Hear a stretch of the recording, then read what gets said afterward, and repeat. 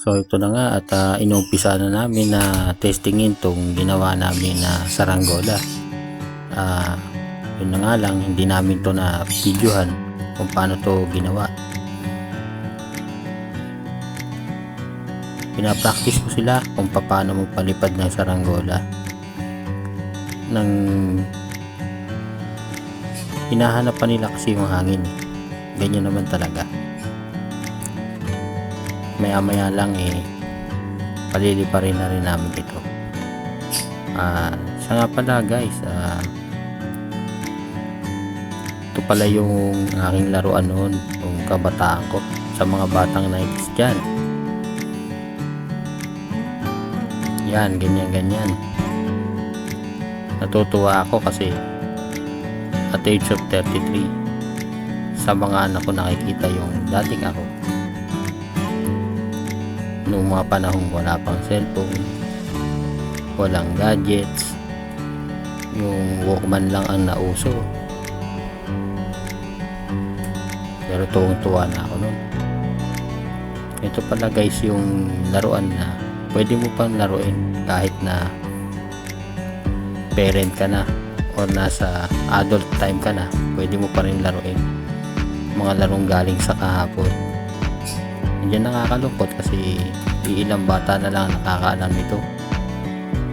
Kung hindi ko nga ito itinuro sa anak ko ay hindi nila ito alam. Kahit pa ang English ng saranggola hindi nila alam. Nakakalungkot din talaga. Yan lang yung tanging laruan na nagpapasaya sa akin noon. Buti nga ako sila, dalawa sila. Ako noon mag-isa lang. Ang dami ko ng saranggolang nagawa. Nagagalit pa nga ang nanay ko sa tuwing magsasaranggola ako or gumagawa ako nito dahil naubos ko yung mga sinulid niya. Ito guys, tuloy na natin tong video. Ngayon ay inuumpisa na namin itong paliparin. At ito nahirapan kami sa una maghanap ng hangin at sa umagang ito talaga namang walang kahangin-hangin sa ibaba. So far naman iniwanan ko yung dalawang kambal ko na sila muna yung magpalipad. So mabilis silang natuto, parang ako din noon.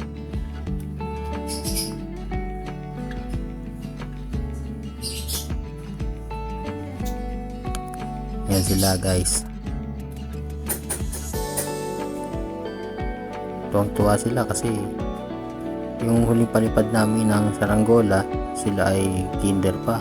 Ngayon ay grade 2 na sila.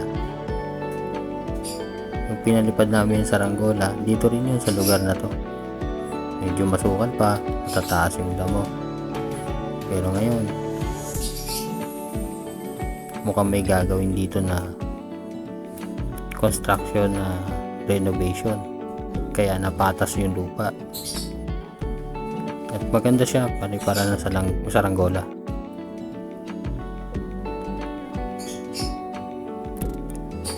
At ito nga yung isa kong kambal na si Joshua, tuwang-tuwa siya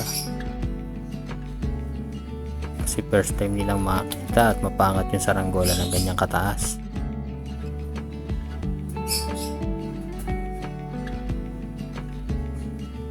So kahit ako natuwa kasi ang huli kong palipad na saranggola nung ako'y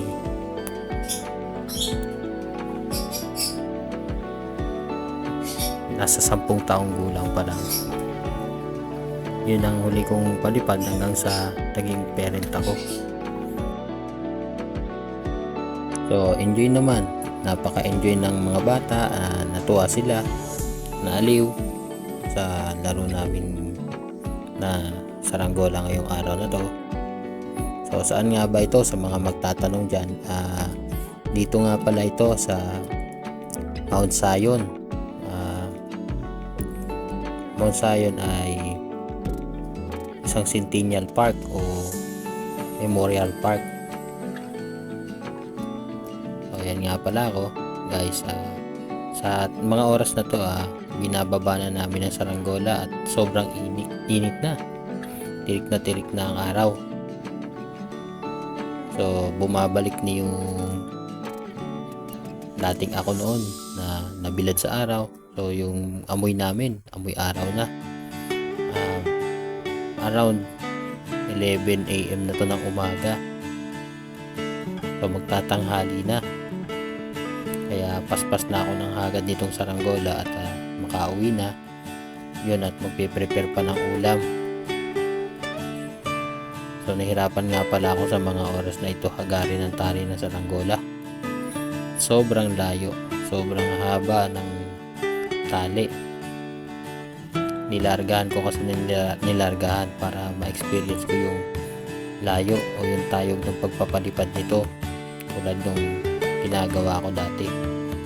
So dati nga pala sa mga nakaka-experience din dyan magpalipad nito, sa mga batang 90s dyan, yung bang yung sinulid nilulubayan mo na nilulubayan hanggang sa hindi mo mapapansin yung dulo pala nito ay kakapusin na hanggang sa yun, maputol na yung tali at maubos na, kumbaga. Ito palang ginagamit kong tali o sinulid ay sobrang haba nito.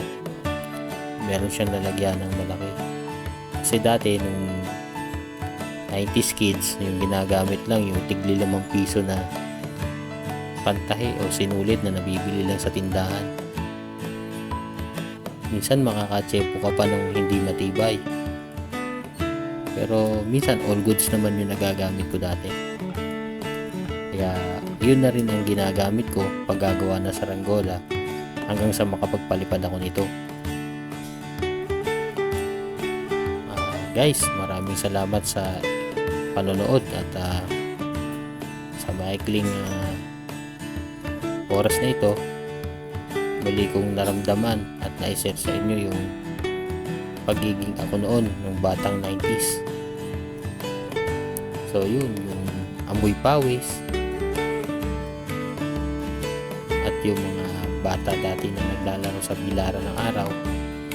Sana mapanood nyo ito. At sa simpleng video na to, maramdaman nyo rin yung mga panahon na kayo noon, sa mga mahilig din magpalipad ng saranggola at gumawa nito. Share nyo rin sa mga anak nyo para siyempre hindi pa rin mawala yung ganitong simpleng laro na naiuukol na ngayon sa mga online games, cellphones at gadgets.